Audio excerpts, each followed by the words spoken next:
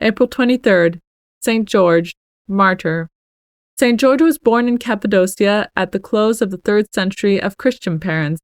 In early youth he chose a soldier's life and soon obtained the favor of Diocletian, who advanced him to the grade of tribune. When, however, the emperor began to persecute the Christians, George rebuked him at once sternly and openly for his cruelty, and threw up his commission.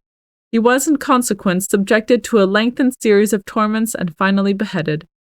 There was something so inspiring in the defiant cheerfulness of the young soldier that every Christian felt a personal share in this triumph of Christian fortitude, and as years rolled on, St. George became a type of successful combat against evil, the slayer of the dragon, the darling theme of camp song and story, until, so thick a shade his very glory round him made, that his real lineaments became hard to trace. Even beyond the circle of Christendom he was held in honor, and invading Saracens taught themselves to accept from desecration the image of him they hailed as the white-horsed knight. The devotion to St. George is one of the most ancient and widely spread in the Church. In the East, a church of St. George is ascribed to Constantine, and his name is invoked in the most ancient liturgies, whilst in the West, Malta, Barcelona, Valencia, Aragon, Genoa, and England have chosen him as their patron. Reflection.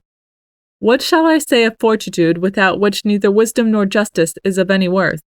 Fortitude is not of the body, but is a constancy of soul, wherewith we are conquerors in righteousness, patiently bear all adversities, and in prosperity are not puffed up. This fortitude he lacks who is overcome by pride, anger, greed, drunkenness, and the like. Neither have they fortitude who when in adversity make shift to escape at their soul's expense.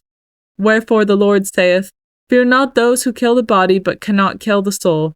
In like manner, those who are puffed up in prosperity and abandon themselves to excessive joviality cannot be called strong. For how can they be called strong who cannot hide and repress the heart's emotion? Fortitude is never conquered, or if conquered, is not fortitude. St. Bruno.